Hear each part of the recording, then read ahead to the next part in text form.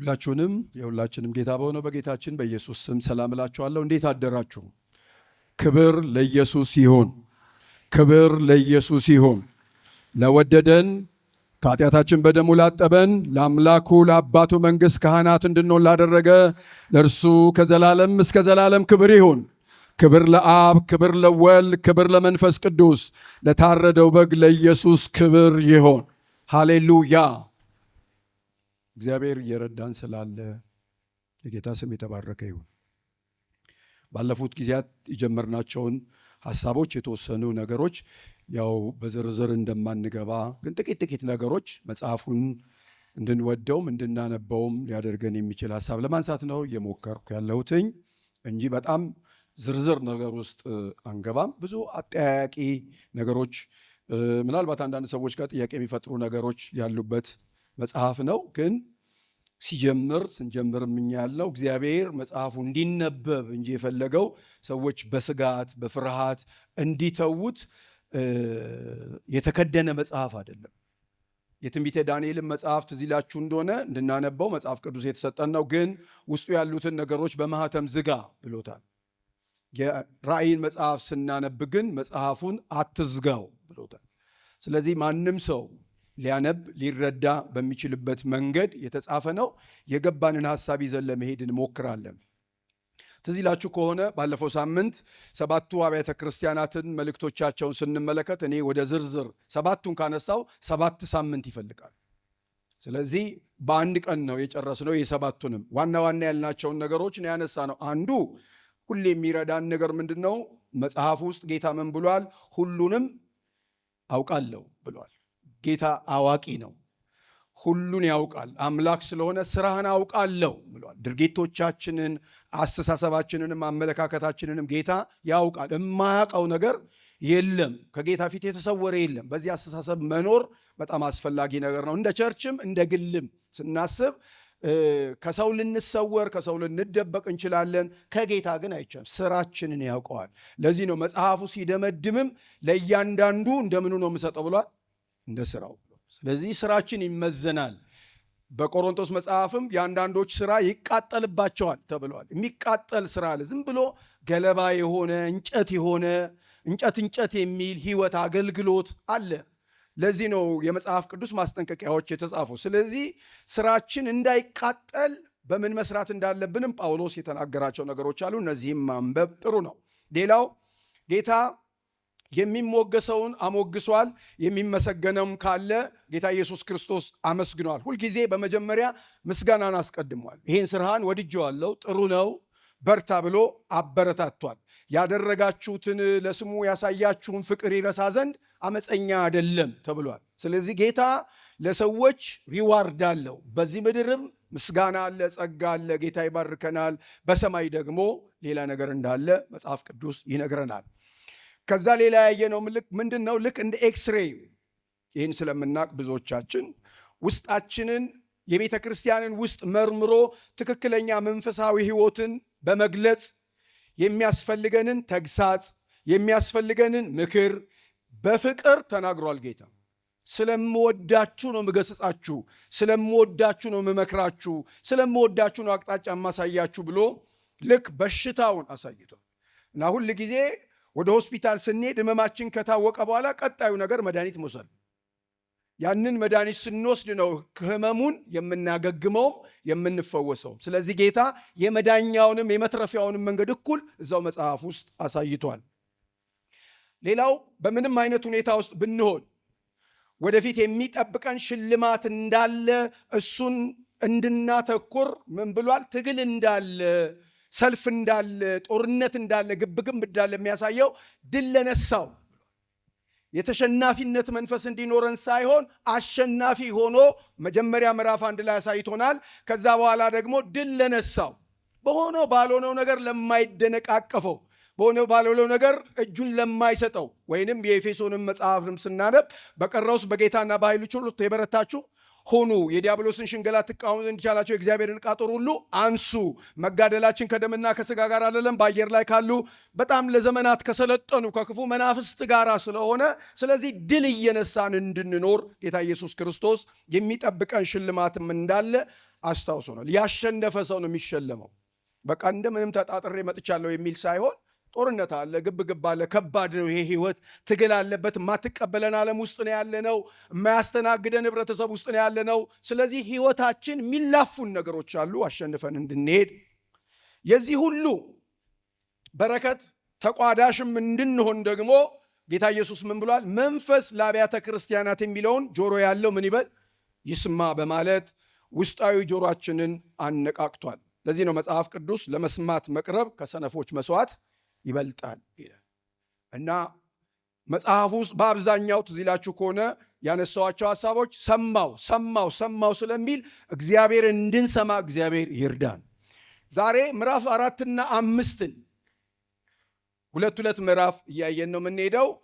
ይሄ ትዝ ይላችሁ ከሆነ ምን ብያለው? ብዙ ጊዜ ብዙዎቹ የሚስማሙበት ሐሳብ ስለሆነ በምዕራፍ 1 ቁጥር 19 መሰረት ነው ይሄድ ነው መጽሐፉን ዝም ብለን ለመመልከት የሞከር ነው።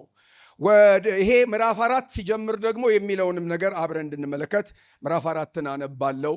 ረዥም ስለሆነ እንደተቀመጣችሁ ምዕራፍ 4ን ታወጡና በጌታችን በኢየሱስ ክርስቶስ ስም አነባለው። እንደዚህ ይላል። ከዚህም በኋላ አየሁ፣ እነሆም በሰማይ የተከፈተ ደጅ እንደ መለከትም ሆኖ ሲናገረኝ የሰማሁት ፊተኛ ድምፅ፣ ምዕራፍ 1 ላይ ያለውን ወደዚህ ውጣና ከዚህ በኋላ ሊሆን የሚያስፈልገውን ነገር አሳይሃለሁ። ባለፈው ሳምንት ሁለቱ ምዕራፎች ምንድነው ያለው? አሁን ያለውን ብሎታል። ምድር ላይ የሆነ ቸርች እየሆነች ያለችውን የኔ የሆነችው ቤተ ክርስቲያን እየሆነች ያለችውን ነው አሳይሃለሁ ያለው ያኔ። አሁን ደግሞ በዛ በቁጥር 19 ላይ የተጻፈውን ወደዚህ ውጣና ከዚህ በኋላ ሊሆን፣ ከዚህ በኋላ ሊደረግ፣ ከዚህ በኋላ ሊከናወን ያለውን ነገር አሳይሃለሁ ይላል። ልክ እንዲህ እንዳለ በጌታ በኢየሱስ ስም እሱ እንዳየ እግዚአብሔር አይናችንን ይክፈትልን። በየመካከሉ ነው ምጸልየው እኔ። ምክንያቱም መጽሐፍ ቅዱስ ልክ እሱ እንዳየ እግዚአብሔር እንደሚያይ ያለውን ነገር እንዳሳየው ልቡ እንዳረፈ ዮሐንስ ጥያቄዎች ቢኖሩትም እያነበብናቸው ስለምንሄድ ልክ እንደዚሁ ባለንበት ሁኔታ ውስጥ እግዚአብሔር በሚነጥቅ መንፈሱ ነጥቆ እሱ እያየ ያለው እንድናይ ይርዳን። እኔ የምመኘው ምጸልየው ምናፍቀውም ይሄን ነው። እዚህ የሚጎትቱን በጣም ብዙ ነገሮች ስላሉ ማለት ነው። ስለዚህ እግዚአብሔር ቀና እንድንል አሻቅባችሁ ተመልከቱ ስለተባለ እሱን የነጠቀ መንፈስ በጌታ በኢየሱስ ስም ቅዱሳንን ሁሉ ይንጠቃቸው፣ ወደ ላይ ያወጣቸው ማለት ነው። ሌላ ሐሳብ አይደለም። ቁጥር 2 እንደዚህ ይላል፣ ወዲያው፣ እስቲ ወዲያው በሉ። ወዲያው የሚል የማርቆስ ወንጌል ትዝ ይላችኋል። ወዲያው። ስለዚህ እግዚአብሔር ፈጣኖች ያድርገን። ወዲያው በመንፈስ ነበርኩ ይላል። እነሆ ዙፋን በሰማይ ቆሟል፣ በዙፋን ላይ ተቀማጭ ነበረ። ተቀምጦም የነበረው በመልኩ የኢሳጴድንና የሰርግዮንን ዕንቁ ይመስል ነበር። በመልኩም መርገድ የመሰለ ቀስተ ደመና በዙሪያው ነበር። በዙፋኑም ዙሪያ 24 ዙፋኖች ነበሩ። በዙፋኑም ላይ ነጭ ልብስ ለብሰው በራሳቸው የወርቅ አክሊል ደፍተው 24 ሽማግሌዎች ተቀምጠው ነበር። ከዙፋኑም መብረቅና ድምፅ ነጎድጓድም ይወጣል። በዙፋኑም ፊት 7 የእሳት መብራቶች ይበሩ ነበር። እነርሱም 7ቱ የእግዚአብሔር መናፍስት ናቸው። በዙፋኑ ፊት ብርሌ የሚመስል የብርጭቆ ባህር ነበረ። በዙፋኑም መካከል በዙፋኑም ዙሪያ በፊትና በኋላ ዓይኖች የሞላቸው 4 እንስሶች ነበሩ። ፊተኛውም እንስሳ አንበሳን ይመስላል፣ ሁለተኛው እንስሳ ጥጃን ይመስላል፣ ሦስተኛው እንስሳ እንደ ሰው ፊት ነበረው፣ አራተኛው እንስሳ የሚበር ንስር ይመስላል። 4ቱም እንስሶች እያንዳንዳቸው 6 ክንፎች አሏቸው፣ በዙሪያቸውም በውስጣቸውም ዓይኖች ሞልተውባቸዋል። ቅዱስ ቅዱስ ቅዱስ የነበረውና ያለው የሚመጣው ሁሉንም የሚገዛ ጌታ አምላክ እያሉ ቀንና ሌሊት አያርፉም። እንስሶቹም በዙፋኑ ላይ ለተቀመጠው ከዘላለም እስከ ዘላለም በሕይወት ለሚኖረው ለእርሱ ክብርና ውዳሴ ምስጋና በሰጡት ጊዜ 24ቱ ሽማግሌዎች በዙፋኑ ላይ በተቀመጠው ፊት ወድቀው ከዘላለም እስከ ዘላለም በሕይወት ለሚኖረው እየሰገዱ ጌታችንና አምላካችን ሆይ አንተ ሁሉን ፈጥረሃልና ስለ ፈቃድም ሆኗልና ተፈጥረውማልና ክብር፣ ውዳሴ፣ ኃይልም ልትቀበል ይገባሃል እያሉ በዙፋኑ ፊት አክሊላቸውን ያኖራሉ። ይሄ ምዕራፍ ሲጀምር ያውላችሁ እንዳያችሁት ከዚህ በኋላ አየሁ ይላል። እነሆ በሰማይ የተከፈተ ደጅ እንደ መለከትም ሆኖ ሲናገረኝ የሰማሁት የፊተኛ ድምፅ ወደዚህ ውጣና ከዚህ በኋላ ሊሆን የሚያስፈልገውን ነገር አሳይሃለሁ። ከዚህ በኋላ አየሁ የሚለው ወስደው ብዙ ሰዎች እነዚህ የሰባቱ አብያተ ክርስቲያናት መልእክት ከተጨረሰ በኋላ ስለሆነ በደንብ ትሰሙኛላችሁ። ሁል ጊዜ በዚህ መጽሐፍ ላይ ልዩነቶች የመጡት ከዚህ ከምዕራፍ 4 በኋላ በአመለካከትም በትምህርትም በጽሁፍም። ምን ማለት ነው? ምን ይላሉ ሰዎች? ከዚህ ከምዕራፍ 4 ጀምሮ እስከ ምዕራፍ 22 ድረስ ቤተ ክርስቲያን የሚል ቃል ስለሌለ ከዚህ በኋላ ቤተ ክርስቲያን በምድር ላይ የለችም ይላሉ። በምድር ላይ ስለሌለች ልክ ዮሐንስ የቤተ ክርስቲያን ወኪል ነው ና ውጣ ወደዚህ ስለተባለ ቤተ ክርስቲያን ተወስዳለች የሚል አመለካከት አለ። ለብዙ ዘመን ይሄ ትምህርት ብዙዎቻችሁ የሰማችሁት ትምህርት ነው። ከምዕራፍ 2 እና 3 በኋላ ቤተ ክርስቲያን የሚል ቃል ስለሌለ፣ ለምሳሌ አሁን እኛ ስናስተምራችሁ ብዙዎቻችሁ እየተማራችሁ ስለመጣችሁ የደህንነት ትምህርት ሥላሴ የሚል ቃል መጽሐፍ ቅዱስ ውስጥ አለ? የለም። ግን ሥላሴ የሚል ቃል እንጠቀማለን። በስመ አብ ወልድ መንፈስ ቅዱስ በሦስቱ ሥላሴ እንላለን። ሥላሴ የሚል ቃል ስለሌለ ሥላሴዎች የሉም ማለት አይደለም። ይሰማችኋል? የሆነ እኛ የምንፈልገው ቃል ከሌለ ያ ነገር የለም ማለት አይደለም። ቤተ ክርስቲያን የሚል ቃል ስለሌለ ቤተ ክርስቲያን ተነጥቃለች ማለት አንችልም። የራእይ መጽሐፍ ትርጓሜን በተመለከተ ብዙ ጊዜ ሰዎች የራሳቸውን ቅድመ ሐሳብ ሁሌ ታውቃላችሁ፣ ለሰውነታችን የሚመቹ ወይም ለአስተሳሰባችን የሚመቹ ሐሳቦችን ይዘን ወደ መጽሐፍ ቅዱስ ስንሄድ ሁል ጊዜ ስህተቶች ይፈጠራሉ። ወደዚህ ውጣና ከዚህ በኋላ ሊሆን የሚያስፈልገውን አሳይሃለሁ ሲል እንደሰማ ግልጽ ቃል ነው የተጠቀመው። በዮሐንስ ራእይ ውስጥ ቤተ ክርስቲያን የሚል ቃል ስለሌለ ቤተ ክርስቲያን የለችም ከዚህ በኋላ ብሎ ማለት አይቻልም። ስለዚህ ምን ወደሚል ተመጥቷል። ቤተ ክርስቲያን በመከራ ውስጥ አታልፍም። ከዚህ በኋላ የመከራ መጽሐፍ ስለሆነ ማለት ነው። መጽሐፍ ስለ መከራዎች ስለሚያነሳ ምዕራፍ 4 እና 5 ውስጥ እኔ የተወሰነውን ለመንካት ነው የምሞክረው። ቤተ ክርስቲያን የለችም እና ቤተ ክርስቲያን መከራው አይነካትም ይላል። የለም ይላሉ አንዳንድ ሰዎች ደግሞ። መከራው በጣም ለብዙ ዘመን የሰማችሁት የስንት ዓመት ነው የሰማችሁ? የ7 ዓመት ነው። 7 ዓመት የመከራ ዘመን ነው። ይሄ 7 ዓመት የመከራ ዘመን በዚህ የመከራ ጊዜ ቤተ ክርስቲያን የለችም ተወስዳለች ከዚህ ተነስተው፣ ሌሎቹ ደግሞ አይ እንደሱ አይደለም ቤተ ክርስቲያን በመከራ ውስጥ ቢያንስ 3 ዓመት ተኩሉን ትኖራለች ይላሉ። 3 ዓመት ተኩሉ እስከ ምዕራፍ 6 ድረስ ያለ ሐሳብ 7 ላይም ድረስ የሚሄድ። አንዳንዶቹ ደግሞ እንዲህ ይላሉ፣ የለም ቤተ ክርስቲያን እስከ መጨረሻው ድረስ በምድር ላይ ትኖራለች፣ በመከራ ውስጥ ነው የምታልፈው።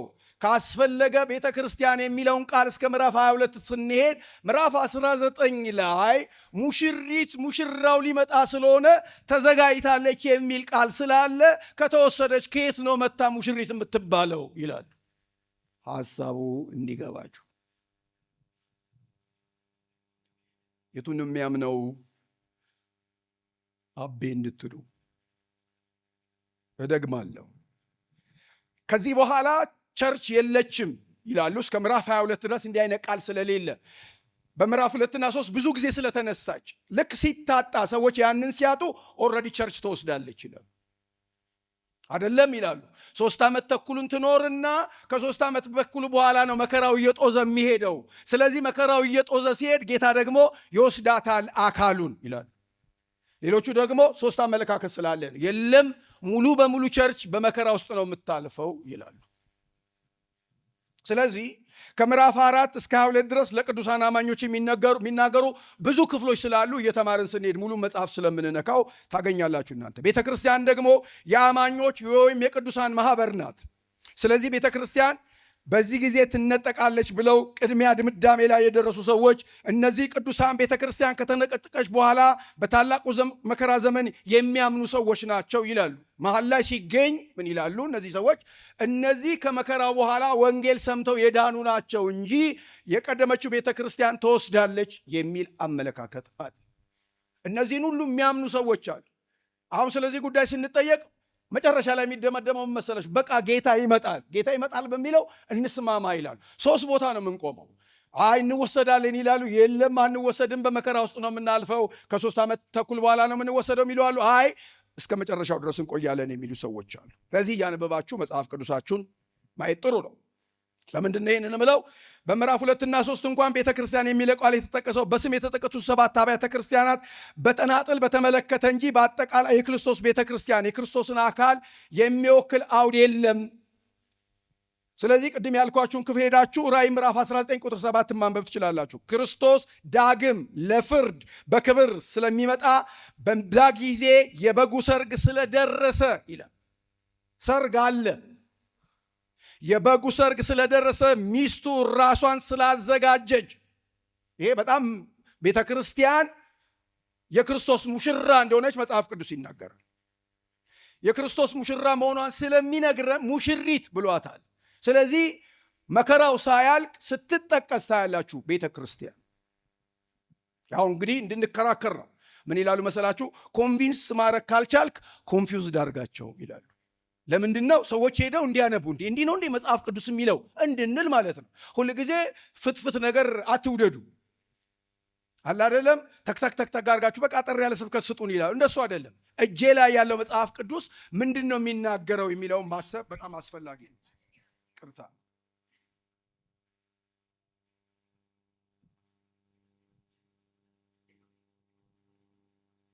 እርሜን ሰዓት ለማየት ይዤው ብገባ ረበሸኝ። ሚስቱ ከሚለው ቃል የበለጠ የቤተ ክርስቲያንን በሙላት የሚያሳይ ቃል የለም። ስለዚህ በ7ቱ ዓመት የመጨረሻ የሚከሰት ነው ይሄ ቃል። ልክ ሲያልቅ የሚከሰት ነው። ምንድን ነው የሚለው? የበጉ ሰርግ ደርሷል፣ ሚስቱ ራሷን ታዘጋጅ፣ ደስ ይበለን ይላል። ወዲያው በመንፈስ ነበርኩኝ ይላል። ይሄ ምዕራፍ 4 የዙፋን ምዕራፍ ይባላል። በዚህ መጽሐፍ ውስጥ 12 ጊዜ ዙፋን የሚል ቃል ተጠቅሷል። በራእይ መጽሐፍ ውስጥ ዙፋን 46 ጊዜ ተጠቅሷል። ስለዚህ ምን ማለት ነው? ለእኛ እንዲገባን ሐሳቡ ዙፋን ሲታይ የሚታያችሁ ማን ነው? ገዢ፣ ዙፋን የበላይ፣ ዙፋን የመጨረሻው ባለስልጣን።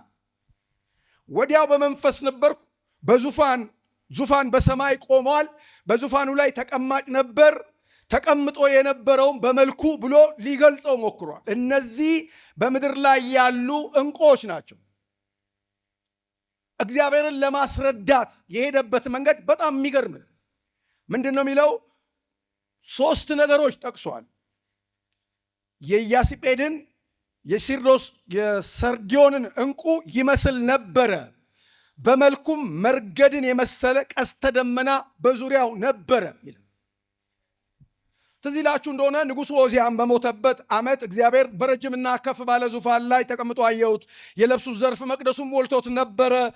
በ30ኛው ዓመት በ4ኛው ወር ከወሩም በ5ኛው ቀን በኮብሮዝ ወንዝ መካከል ሳለው ሰማያት ተከፈቱ፣ የእግዚአብሔር ራእይ አየሁ ብለዋል። በብሉይ ኪዳን ኢሳይያስም ሕዝቅኤልም እነዚህን ሐሳቦች ነግረውናል፣ ያዩትን ነገር ማለት ነው። ስለዚህ እንደገናም 3ኛውንም ሲያነሳ ሕዝቅኤል ምዕራፍ 1 ላይ በዝናብ ቀን በደመና ውስጥ ቀስተ ደመና አየው፣ እንዲሁም በዙሪያው ጸዳል አምሳል ነበረ፣ የእግዚአብሔር ክብር ምሳሌ ነበረ።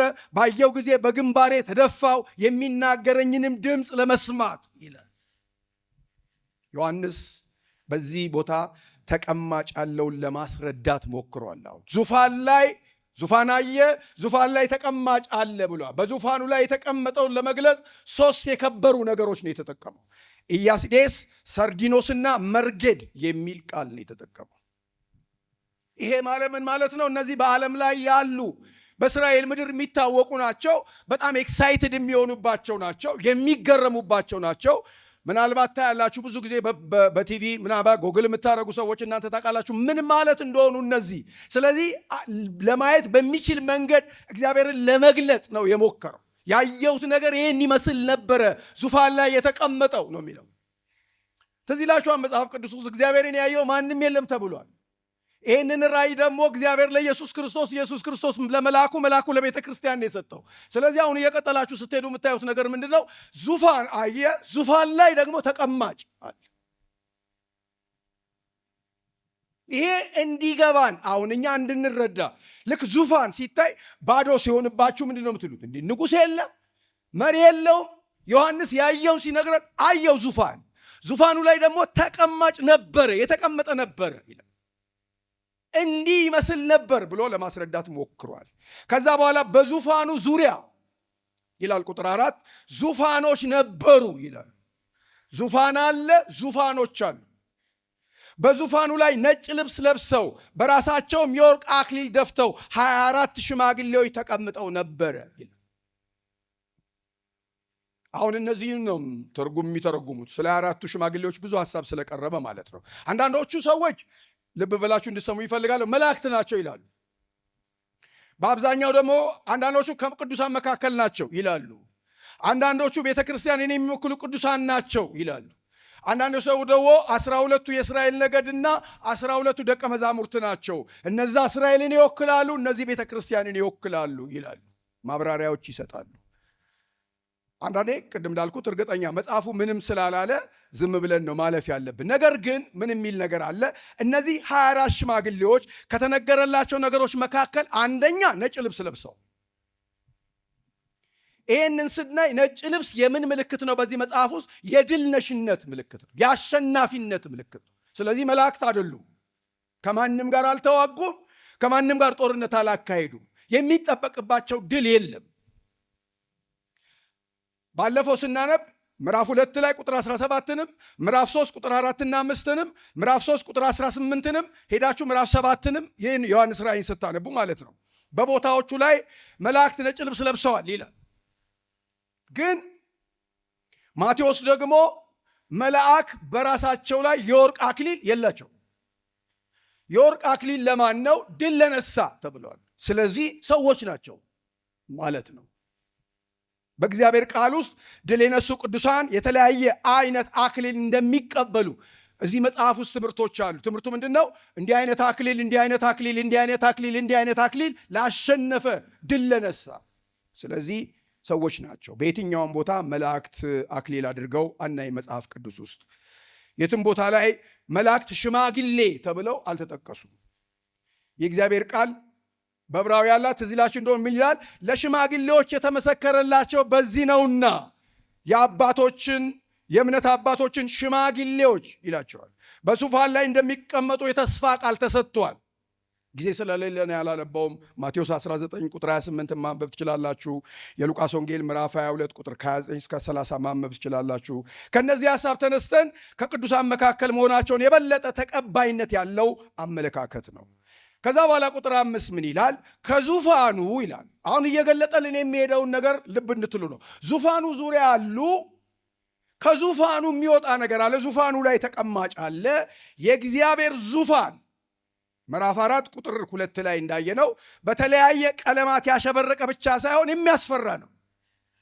ምንድነው? ሕዝቅኤል ተናግሮናል። እግዚአብሔር ያለበትን ቦታ ሲናገር ምዕራፍ 1ን ሄዳችሁ የሕዝቅኤል መጽሐፍ ቁጥር 13 እና 14 ስታነቡ እንዲህ ይላል፣ እነሆም አየው ከሰሜን በኩል አውሎ ነፋስ፣ ታላቅ ደመና፣ የሚበርቅ እሳት መጣ፣ በዙሪያውም ጸዳል ነበረ። ምዕራፍ 1 ቁጥር 4 ላይ በመካከልም በእሳት እንደሚብለጨለጭ የወርቅ ምስያ ነበረ ይላል። ቁጥር 13 እና 14 ወረድ ብላችሁ ስታነቡ በእንስሶቹ መካከል እንደሚነድ እሳት ፍም ያለ ምስያ ነበረ። በእንስሶቹ መካከል ወዲና ወዲህ የሚሄድ እንደ ፋና ያለ ምስያ ነበረ። ለእሳቱ ጸዳል ነበረው፣ ከእሳቱ መብረቅ ይወጣ ነበረ። እንስሶቹም እንደ መብረቅ ምስያ ይሮጡና ይመላለሱ ነበረ ይላል። ስለዚህ ይሄ በብሉይ ኪዳንም የነበረ ሐሳብ የነበረ ራእይ ነው።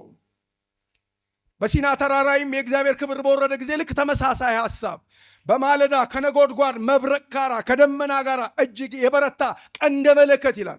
ተራሮቹ ተንቀጠቀጡ ተብሎ በጣም አስፈሪ ነገር ነው የነበረው። ቁጥር 5 ምን ይለናል? በዙፋኑ ፊት 7 የእሳት መብራቶች ነበሩ። 7 ምዕራፍ 1 ላይ ፍጹም ቁጥር ደጋግሜ ነግሬያቸዋለሁ። በዚህ መጽሐፍ ውስጥ የሚደጋገም ሐሳብ ስለሆነ 7ቱ የእግዚአብሔር መናፍስት ናቸው ይላል። ስለ መንፈስ ቅዱስ መጽሐፍ ቅዱስ የሥላሴ መጽሐፍ ነው። የአብ የወልድ የመንፈስ ቅዱስ ደህንነታችን በአብ በወልድ በመንፈስ ቅዱስ የተሰራ ነው። የቤተ ክርስቲያን ባለቤት አብ ወልድ መንፈስ ቅዱስ አንድ አምላክ ነው። ስለዚህ በተለያየ መንገድ ስለ ቤተ ክርስቲያን ስለሚያወራ ራሱን እግዚአብሔር ገልጧል። ሙላት ነው። 7ቱ የእግዚአብሔር መናፍስት ስለሚል ምዕራፍ 1 ቁጥር 4 ላይ የተገለጠ ሐሳብ ስለሆነ ማለት ነው። ከዛ ቁጥር 6 ምን ይላል? በዙፋኑ ፊት ብርሌ የሚመስል የብርጭቆ ባህር ነበር ይላል። በዙፋኑ ፊት ስላለው የብርጭቆ ባህር የእግዚአብሔር ቃል የሚሰጠው ማብራሪያ የለም።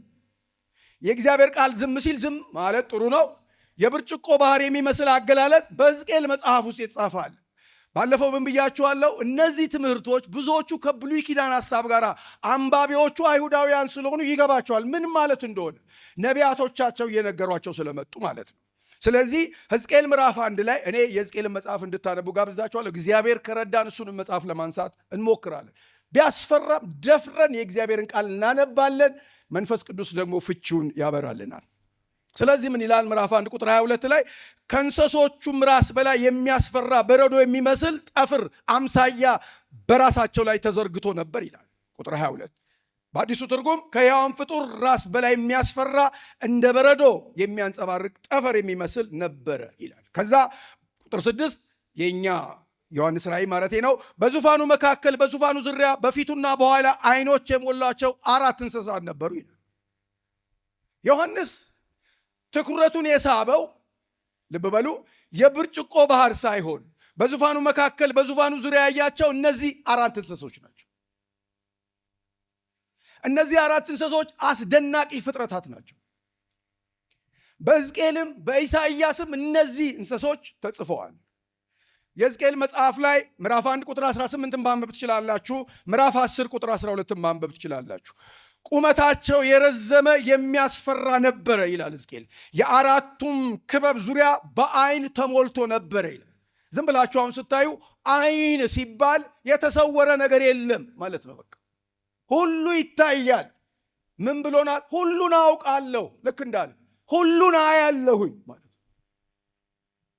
ሁሉም በሚያየውና በሚያውቀው አምላክ ዙፋን መካከል ዙሪያ ያሉት 4ቱ እንስሶች ዓይኖቻቸው የሞሉባቸው ስለሆኑ የእግዚአብሔር ሁሉን አዋቂነትን ባህሪ የሚያመለክት እግዚአብሔር ሁሉን ያውቃል።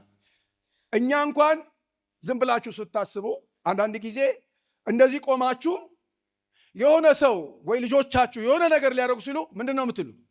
አይቻለሁ ያላየው እንዳይመስል እንላለን አይደል? በዚህ በሁለት ዓይናችን እንኳን ማለት ነው። እነዚህ እንስሳት በዓይን የተሞሉ ናቸው። ይሄ ማለት ምን ማለት ነው? ለዮሐንስ ናውጣና ከዚህ በኋላ የሚሆነውን ነገር አሳይሃለሁ ሲል እግዚአብሔር እንዲህ ያለ ሁሉንም እያየሁት ነው። ከኔ ዓይን ፊት የተሰወረ አንድም ነገር የለም።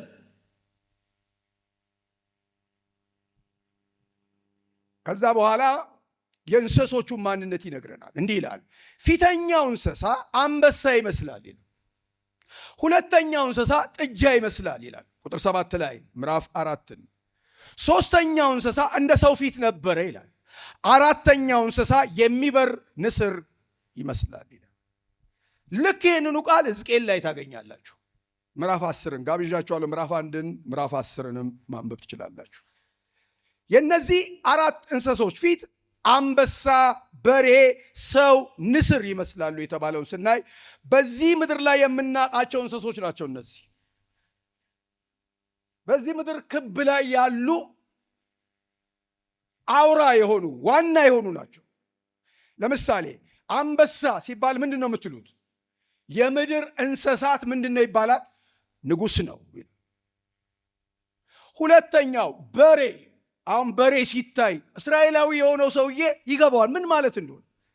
እንኳን እነሱ እኛ ራሳችን አሁን በህብረተሰባችን መካከል አንበሳ ሲባል የሆነ አሸናፊ ልጃችሁ እንደሱ አይደለም እሰየኔ አንበሳ ንሌላ ልጁ አንበሳ ነው አይደለም። ግን ስራ ስለሰራ ብርቱ ስለሆነ ጎበዝ ስለሆነ ነው፣ ተሸካሚ ነው፣ ቻይ ነው፣ ልክ እንደማለት ነው። እዚህም ቦታ ላይ በሬ ሲል ከማለዳው እንስሳው ጉልበታም በአገልግሎት የሚጠቀሙበት ሰራተኛ እንደሆነ የሚያሳይ ነው። ይሄንን ክፍል ብዙ የመጽሐፍ ቅዱስ አስተማሪዎች ከነዛ 4 ወንጌሎች ጋር ያያይዙታል። ከማቴዎስ፣ ከማርቆስ፣ ከሉቃስና ከዮሐንስ ጋር ማለት ነው። ምን ማለታቸው ነው? የማቴዎስ ወንጌል የንጉሥ መጽሐፍ ነው፣ ስለዚህ ስለ አንበሳው ስለ ኢየሱስ ነው ይላሉ። የማርቆስን ወንጌል የአገልጋይ መንፈስ ስለሆነ ጌታ ኢየሱስ ክርስቶስ የአገልግሎት መንፈስ ነበረበት፣ ስለዚህ የበሬው ምሳሌ ነው ይላሉ። ንስርም በተመለከተ መለኮትነቱን የሚያሳይ ነው። የአእዋፋት ንጉሥ ስለሆነ የመጣው ከላይ ስለሆነ የዮሐንስን ወንጌል ከዚህ ጋር ያያይዛሉ ብዙ ሰዎች። ሰውም በተመለከተ ደግሞ የሉቃስ ወንጌል ትዝ ይላችሁ እንደሆነ እያጠናን ያለነው መጽሐፍ ነው። የሰው ልጅ ብሏል፣ የጠፋው ሊፈልግና ሊያድን መጥቷል ስለሚል ጌታ ኢየሱስ ክርስቶስ እንደ ሰው በምድር ተገኝቷል፣ ተመላልሷል። በዚህ በዮሐንስ ራእይ ምዕራፍ 5 ላይ የይሁዳ አንበሳ ተብሎ ተጠርቷል። አሁን ልብ በሉ፣ ይሁዳ አለች። ይሁዳ ይሄንን ስም ስትሰማ መጽሐፍ ቅዱስም ደግሞ የሰው ልጅ ብሎ ጌታ ኢየሱስ ክርስቶስ ራሱን ጠርቷል። በትንቢተ ዳንኤልም የተነሳ ሐሳብ አለ። ሊያገለግል ነፍሱን ለብዙዎች ቤዛ ሊሰጥ መጥቷል። ስለዚህ እነዚህ 4 እንስሳት እግዚአብሔርን የክብሩን ባህሪያት የሚያመለክቱ ናቸው ማለት እንችላለን። የ4ቱ እንስሶች የእያንዳንዳቸው 6 ክንፍ አሏቸው። በዙሪያቸው በውስጣቸው ዓይኖች ሞልተውባቸዋል እና እንደዚህ ይላሉ፣ ቅዱስ ቅዱስ የነበረ ያለ የሚመጣ ሁሉን የሚገዛ ጌታ አምላክ እያሉ ቀንና ሌሊት በጌታ በኢየሱስ ስም ይሄ የአምልኮ መንፈስ ውስጣችን ይግባብን ሳንቀሰቀስ ማለት ነው። እነዚህ ሲያዩ ልክ እዛ ዙፋን ላይ የተቀመጠውን ሲመለከቱ የተለያየ ክብር ዙሪያውን ሲያዩ እንደዚህ አሉ፣ ቅዱስ በጌታ በኢየሱስ ስም የቅድስና መንፈስ በላያችን ላይ ይፍሰስብን። ንጹሕ የሆነ እንከን አልባ የሆነ ቅዱስ ያለና የነበረ የሚመጣ አለ፣ ነበረ፣ ይመጣል። ለመኖሩ አንተ አታስፈልገው። እግዚአብሔር ያለና የነበረ አምላክ ነው፣ ወደፊትም የሚኖር አምላክ ነው። ስለዚህ እነዚህ በልዩ ልዩ መንገድ የተገለጹት ሕዝቅኤልም የተናገራቸው ሱራፌል እየበረሩ የመጡ ኢሳይያስም ላይ ስለተነሳ ብዙ ሰዎች እንደዚህ ብለው ይናገራሉ። ይሄ ሱራፌል የሚለው ቃል የሚንበለበል ወይም የሚቃጠሉ ማለት ነው። ፍጥረታቸው እንደ እሳት የሆነ ስዕል ነው፣ ይንበለበላሉ። አምላክ እግዚአብሔር የሚያስፈራ እሳት ነው የሚባለው ዙሪያው የእግዚአብሔርን ክብር ሲያዩ መጽሐፉ የሚነግረን እሱን ስለሆነ ማለት ነው። ኪሩቤል ዋና ኃላፊነታቸው እነዚህ የእግዚአብሔርን ዙፋን ክብር መጠበቅ ነው። ፊልም ቢኖረኝ ባሳያችሁ በጣም ደስ ይለኛል። የተሰሩ ስላሉ አስገራሚ መንኮራኩር የሚመስሉ በዚህ ዙፋን ዙሪያ የሚሽከረከሩ የሚንበለበሉ ልታዩት አትችሉም። ዮሐንስን ግን ናና እይ ስላለው ስለጠራው ነው ሊገልጸው ሞከረ። ዙፋን ላይ ያለው የሚታየኝ ነገር ይሄ ነው አለ። የሰማሁት ነገር ደግሞ ይሄ ነው። ቅዱስ ይሉታል፣ ቅዱስ ይሉታል፣ ቅዱስ ይሉታል፣ ያለ ነው ይሉታል፣ የነበረ ነው ይሉታል፣ የሚመጣ ነው ይሉታል። ስሙ ለዘላለም የተባረከ ይሁን። ቀንና ሌሊት እኔ አላቅም ግን ዝም ብዬ አስባለሁ። አንዳንድ ጊዜ እኛ መዝሙር ትዝ የሚለን መቼ ቸርች ስንመጣ ብቻ ቀንና ሌሊት እግዚአብሔር በጌታ በኢየሱስ መንፈሳችንን ይጫረው። ቀንና ሌሊት ሬባስ ታሎባሲያቫ በናዝሬቱ በጌታ በኢየሱስ ስም የአምልኮ መንፈስ በሕዝቡ ላይ ይውደቅ። እግዚአብሔርን የምናመልክበት ጸጋ በላያችን ላይ ይለቀቅልን። ወገኖቼ ለቤተ ክርስቲያን ትልቁ ክብሯ የተሰጣት ትልቅ ስጦታ ምንድን ነው ቢባል እግዚአብሔርን ማክበር፣ እግዚአብሔርን ማመስገን፣ እግዚአብሔርን ከፍ ከፍ ማድረግ። ሲጨርሰው እንደሱ ነው የሚጨርሰው። ቅድምም ዘምረናል። ግን ትግል አይሁንብን። መዝሙር እግዚአብሔርን ማክበር ትግል አይሁንባችሁ። በሆነ አጋጣሚም ዘምሩ። እንደ ቦነስ እዚህ መጽሐፎች ውስጥ የተባሉትን ነገሮች ብያችሁ ነው የሚጨርሰው። በእግዚአብሔር ቃል ውስጥ ይሄ ክሩብ የተባለው ነገር መጋረድ መሸከም እንደሆነ የእግዚአብሔር ቃል ይነግረናል። ትዝ ይላችሁ እንደሆነ በጃንሆይ ጊዜ አንድ ነገር ነበር፣ የክብር ዘበኛ ይባላል። ልክ እንደሱ እንደማለት ክብር ዘበኛ ለጃንሆይ ብቻ ነው። ስናገር ሰምታችኋል። እኔ ተወልጄ ያደግኩት ተክለ ሃይማኖት ነው፣ ግን ጎላ ሚካኤል የሚባል ትምህርት ቤት ውስጥ ተምሬያለሁ። እና ያንን ጎላ ሚካኤልን ጃንሆይ ሊመርቁ መጡ እና ሲመጡ 3 ልጆች ተመረጥን ከክፍል ውስጥ። እና የተመረጥነው ምንድነው ምንለው ነገር ነበረ፣ ስላሴ ስንት ናቸው? አንድም ሶስትም ናቸው ምናምን ረስቻቸዋለሁ፣ የልጅነት ስለሆነ ያጠናሁት ነው።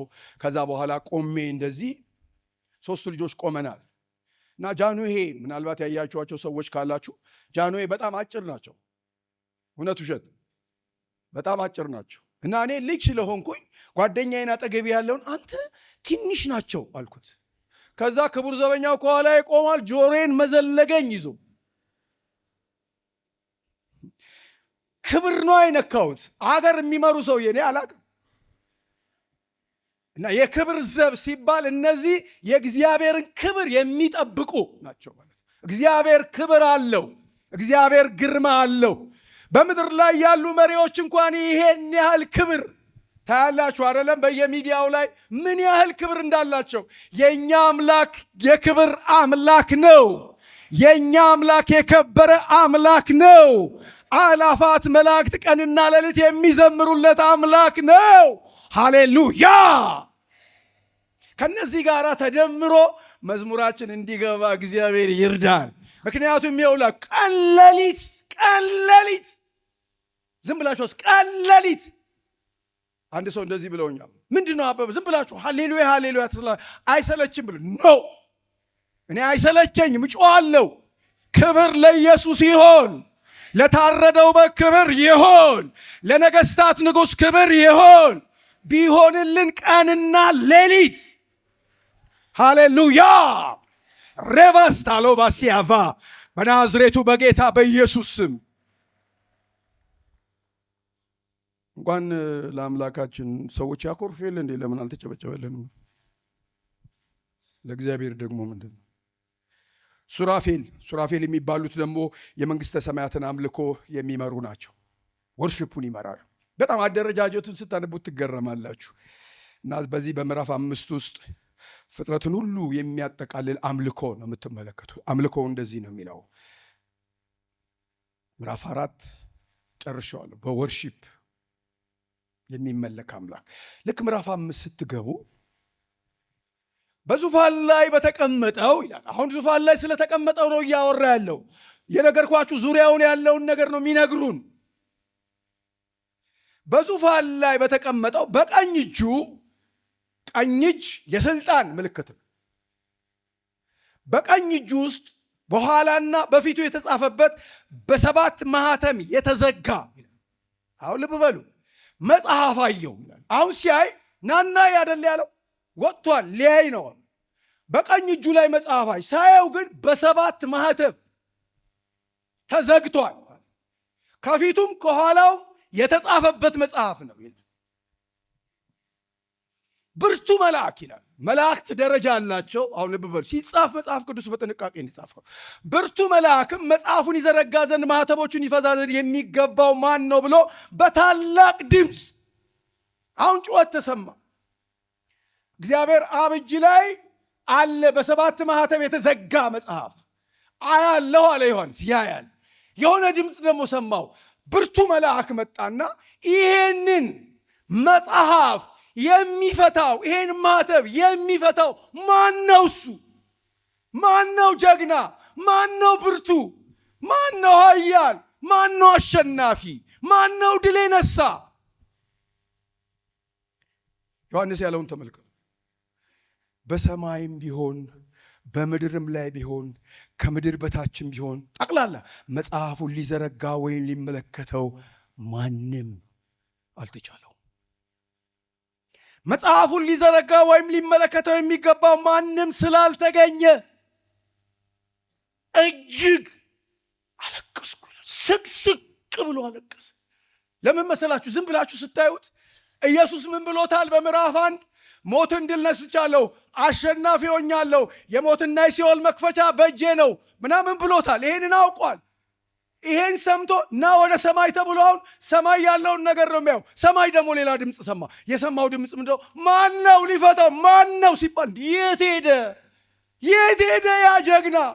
የት ሄደ ያ ብርቱ ነኝ ያለ? የት ሄደ ያ አሸናፊ ነኝ ያለ? አለቀስኩኝ ይላል። የሁላችሁ ለብዙ ዘመን የእግዚአብሔር ቃል ተነግሮን አሸናፊነቱ ተነግሮን ድልነሽነቱ ተነግሮን የሆነች ነገር ስናይ ቶሎ አይናችን ለሚመጣው እንባችን ያለቅሳለን። ትናንት አይተነዋል፣ በክብሩ አይተነዋል፣ በሕይወቱ አይተነዋል። አቤኔዘር የእግዚአብሔር እርዳታ ብለን መዝሙር ዘምረናል። ትናንት ያሻገረኝ ነገርም ያሻገረኛል ብለን ዘምረናል። ግን የሆነ ነገር ሲመጣ እንባችን ዝም ብላችሁ ያሳለፍነውን ሕይወት ማሰብ ትችላላችሁ። አሁን ወደ ሽማግሌዎቹ ተመለከተ። ከሽማግሌዎቹም አንዱ ሃሌሉያ አታልቅስ፣ እነሆ ከይሁዳ ነገድ የሆነ አንበሳ እርሱም የዳዊት ሥር መጽሐፉን ይዘረጋ ዘንድ ሰባቱን ማዕተብ ይፈታ ዘንድ ድል ነስቷል አለኝ። ሬባስታሎቫ ሲያቫ በጌታ በኢየሱስ ስም በምታለቅሱበት ነገር ላይ የእግዚአብሔር ድምፅ ወደ ቤታችሁ ይምጣ፣ ወደ ሕይወታችሁ ይምጣ፣ ወደ ልጆቻችሁ ይምጣ፣ ወደ ኑሯችሁ ይምጣ። ጆሮአችንን የደፈኑ ነገሮች እንደ ኩክ ያሉ ከላያችን ላይ በጌታ በኢየሱስ ስም ይጠረጎ። አታልቅስ፣ አይዞ አለኝ። ከዛ ይቀጥላል። በዙፋኑና በአራቱ ምሰሶች መካከል በሽማግሌዎቹም መካከል ሃሌሉያ ኢየሱስ የጀግኖች ጀግና በነዛ መካከል ቅድም እኮ አይቶታል። በነዛ መካከል እንደ ታረደ በግ የኔ ጌታ፣ የኔ ጀግና፣ የኔ ንጉሥ፣ የኔ ተስፋ፣ የኔ አለኝታ ኢየሱስ ስም ለዘላለም ይባረክ።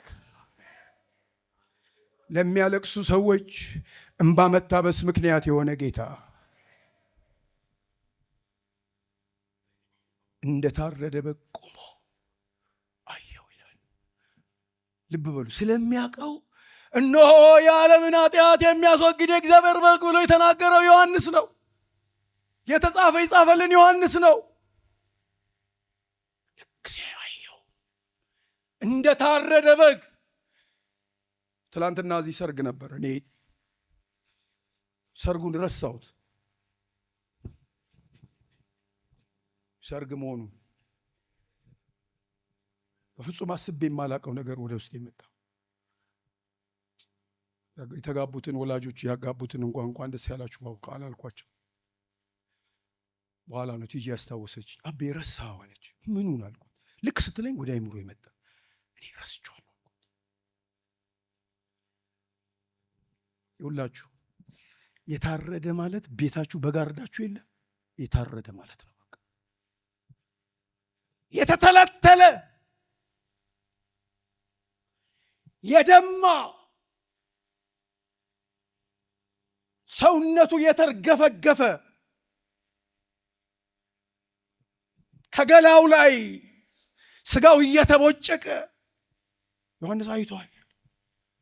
አየው። አሁን ደግሞ ማነው ሲባል አይዞ አንበሳ አለ የይሁዳ ስባል ጊዜ አለ ሳይ ያ የማውቀው ኢየሱስ ነው። እግዚአብሔር ሆይ እኔ ለምናለሁ፣ ለእኔም ለዚህ ጉባኤ መገለጥ ስጠን። ብርሃን ይብራ። የተሸነፈ የሚመስል ያሸነፈ ጌታ፣ የተገደለ የሚመስል ሞትን የገደለ ጌታ፣ የተቀጠቀጠ የሚመስል እባቡን የቀጠቀጠ ጌታ ኢየሱስ ስሙ ለዘላለም ይባረክ። ስሙ ለዘላለም ይባረክ። ይኸውልህ ዮሐንስ ሊነግረን የፈለገው ይሄ ነው። ስለ ሌላ ነገር ሊያወራል አይደለም። ተረት ተረት ሊያወራል አይደለም። ፊልም አይደለም የሚሰራው። የዓለምን ታሪክ የገለባበጠውን ጌታ ሰይጣን ቆላልፎ ይዞት የነበረውን ነገር በአሸናፊነት ሄዶ በዙፋን ላይ ከተቀመጠው ከቅዱሱ እግዚአብሔር ካለውና ከነበረው ከሚመጣው ሁሉንም ከሚገዛው ጌታ እጅ ለመቀበል መብት ያለው የታረደው በግ ኢየሱስ ብቻ ነው። ሌላ የለም፣ አይኖርም ወደፊት መቼም ቢሆን። የትኛውም መልአክ አላሸነፈም፣ እነማንም አላሸነፉም። ሞትን ድል የነሳ የእግዚአብሔር ልጅ ኢየሱስ የይሁዳ አንበሳ ነው። ሃሌሉያ! ስሙ ለዘላለም የተባረከ ይሁን።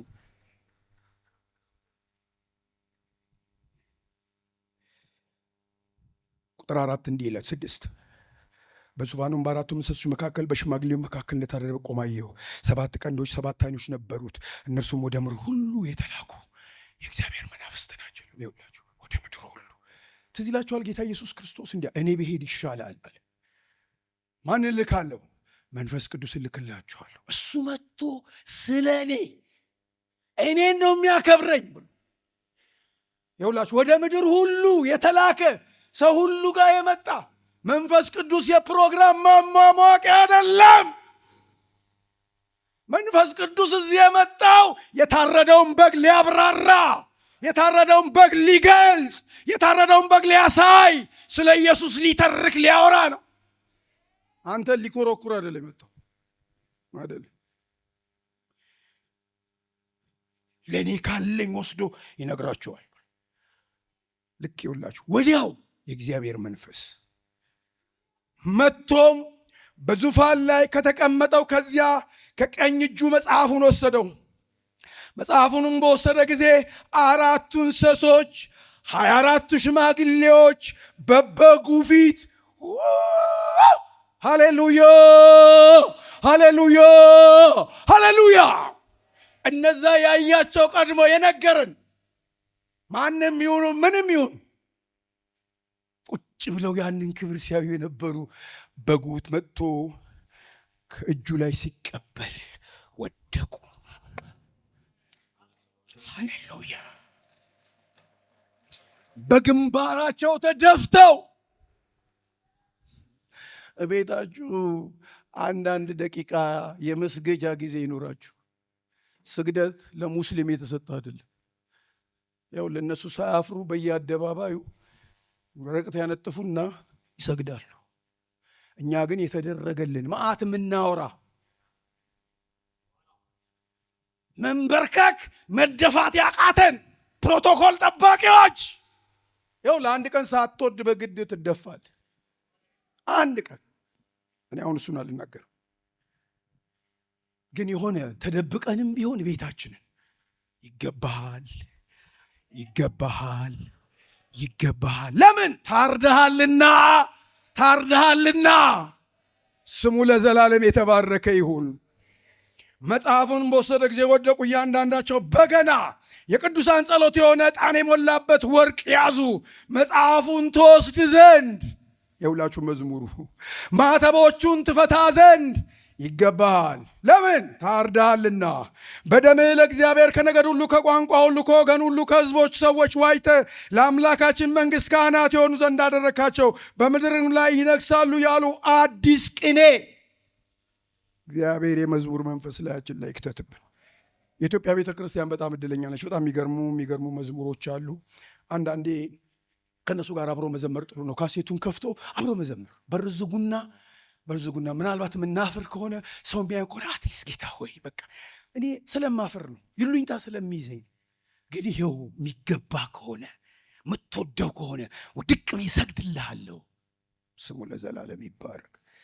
አየሁም ይላል ከዛ ቁጥር 11 በዙፋኑም በእንስሶቹም በሽማግሌዎቹ ዙሪያ የብዙ መላእክት ድምፅ ሰማው። ቁጥራቸው አላፋት ጊዜ አላፋት፣ ሺህ ጊዜ ሺህ በታላቅ ድምፅ። እኔ ድምፅ የኮረጅኩት ከነዚህ ነው። ስጮ ደስ የሚለኝ በታላቅ ድምፅ የታረደው በግ ኃይል፣ ባለጠግነት፣ ጥበብ፣ ብርታት፣ ክብር፣ ምስጋና፣ በረከት ሊቀበል ይገባዋል። ይገባዋል። ይገባዋል። ሃሌሉያ! ይገባዋል። ተገብቶታል። ይገባዋል። ይገባዋል። ለማንም አንሰጥም፣ ለኢየሱስ ነው። ለማንም አናጨበጭብም፣ ለኢየሱስ ነው። ለማንም አንሰግድም፣ ለኢየሱስ ነው። ለማንም አንበረክ፣ ለኢየሱስ ነው። ሃሌሉያ! አዋጅ! አዋጅ! የታረደው በክብር፣ ምስጋና፣ ስግደት፣ አምልኮ ከዘላለም እስከ ዘላለም ሊቀበል ይገባዋል። ሃሌሉያ! ከዛ ቦታዎች ጠሩ፣ እንዲህ አሉ። ቁጥር 13 በሰማይም በምድርም ከምድር በታች በባህር ላይ ያለ ፍጥረት ሁሉ በእነርሱ ውስጥ ያሉ ሁሉ በስመ አብ ወወልድ ወመንፈስ ቅዱስ። እንዲህ ደስ ይላል። በረከትና ክብር፣ ምስጋና፣ ኃይልም ከዘላለም እስከ ዘላለም በዙፋኑ ለተቀመጠው ለበጉ ይሁኑ ሲል ሰማሁ ይላል። አይገርማችሁ? በቃ ፍጥረቱ ያልተጠራ ጠራ ሁሉ። አራቱም እንስሶች አሜን አሉ። ሽማግሌዎቹስ ወድቀው ሰገዱ። በቃ ይሁን። ምዕራፍ 5 አለቀ። ምን አድርጎ ነው የሚለን መጽሐፍ ቅዱስ? እግዚአብሔርን አክብሩ። ለዚህ ነው እኮ ዘማሪው አምጡ አምጡ። እኔ ብችል ኖሮ እንዴት ደስ ይለኝ ነበራችሁ። እዚህ ጋር ብንከባለን። አምጡ። ምን ገንዘብ አይደለም፣ ክብር አምጡ። አምጡ ምስጋና አምጡ። አምጡ ስግደት አምጡ። አምጡ እልልታ አምጡ። ክብር ለኢየሱስ ይሁን። እግዚአብሔር ነጣቂዎች ከሆነ ያድነን። እግዚአብሔር ወስደን የዚህ ምዕራፍ ዋና ትኩረት ይሄ ነው። በ7 ማኅተም የተዘጋ መጽሐፍ ነው ይሄ። ከዚህ በኋላ ያሉት ትንቢቶች በሙሉ እዚህ መጽሐፍ ውስጥ ነው ያሉት። እየፈታናቸው ስለምንሄድ እንግዲህ እግዚአብሔር ይረዳናል። እንደዚህ ላሉ አባቴ እንግዲህ ከኋላ ጭራቃ ጅራፉን አመጣው ይላሉ። ከዚህ በኋላ ያሉት ነገሮች ናቸው እያነሳናቸው ምንሄድ። 7 ማኅተም መታተሙ፣ በውስጡ ያለው የተጻፈበት፣ በውስጡ ያለው መልእክት ምን ያህል ከባድ እንደሆነ ነው የሚነግሩ። በሙሉ የዓለም ታሪክ የተጻፈበት መጽሐፍ ነው። ለዚህ ነው ጌታ ኢየሱስ ክርስቶስ ሄዶ የተቀበለው። አንጣ አለው። ከዛ እየፈታቸው ምዕራፍ 6 አሁን ሲፈቱ ታያላችሁ። እሱን እንግዲህ ስንቀጥል እናያለን። እንቆምና አንድ ክፍል አንብቤ ጸልዬ ነው የምጨርሰው። ስለ ትዕግስታችሁ እግዚአብሔር ይባርካችሁ። የይሁዳ አንበሳ የእግዚአብሔር በግ ኢየሱስ ስሙ ለዘላለም ይባረክ። ዝም ብላችሁ ትንሽ አስቡ። መዝሙረ ዳዊት ላይ አንድ የሚገርም ቃል አለ። መዝሙር 148 ላይ እሱ መዝሙር ነው የማነባው።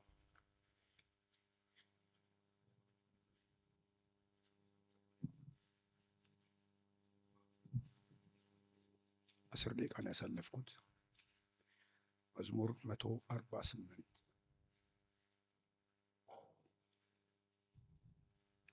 የሚገርም ጥሪ አቅርቧል።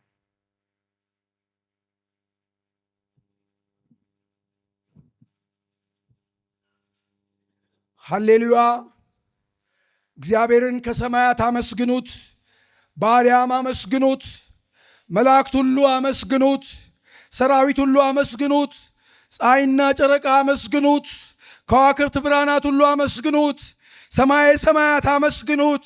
በሰማያት ላይ ያለው ውሃ እርሱ ብሎአልና ሆኑ፣ እርሱ አዟልና ተፈጠሩ። የእግዚአብሔርን ስም ያመስግኑት፣ ለዘላለም ዓለም አቆማቸው። ትእዛዙን ሰጠ አያልፉም። እባቦች፣ ጥልቆች ሁሉ እግዚአብሔርን ከምድር አመስግኑት። እሳትና በረዶ፣ አመዳይና ውርጭ፣ ቃሉን የሚያደርጉ አውሎ ንፋስ፣ ተራሮች፣ ኮረብቶች ሁሉ፣ የሚያፈራ ዛፍ፣ ዝግባ ሁሉ፣ አራዊት፣ እንስሶች ሁሉ፣ ተንቀሳቃሾች፣ የሚበሩ ወፎች፣ የምድር ነገሥታት፣ አሕዛብ ሁሉ፣ አለቆች፣ የምድር ፈራጆች ሁሉ፣ ጎልማሶች፣ ቆነጃጅት፣ ሽማግሌ ልጆች የእግዚአብሔርን ስም ያመስግኑ። ስሙ ብቻውን ከፍ ብሏልና ምስጋናውን በሰማይ በምድር ላይ ነው። የሕዝብም ቀንድ ከፍ ከፍ ያደርጋል። የቅዱሳን ሁሉ ምስጋና ወደ እርሱ ለቀረበ ለእስራኤል ልጆች ሕዝቡ ከፍ ከፍ ያደርጋል። ሃሌሉያ ይላል። እግዚአብሔርን አመስግኑ። በሚገባችሁ መንገድ እስቲ እግዚአብሔርን አመስግኑት። ይገባሃል፣ ይገባሃል፣ ይገባሃል፣ ይገባሃል፣ ይገባሃል፣ ይገባሃል፣ ይገባሃል። ሃሌሉያ! መድኃኒት ሆነህናል፣ አዳኝ ሆነህናል። ድል ነሽ ጌታ፣ ስምህ ለዘላለም ይባረክ። ሃሌሉያ! ውዴ፣ ንጉሴ፣ ተስፋዬ፣ አለኝታዬ ኢየሱስ ስምህ ለዘላለም ይባረክ።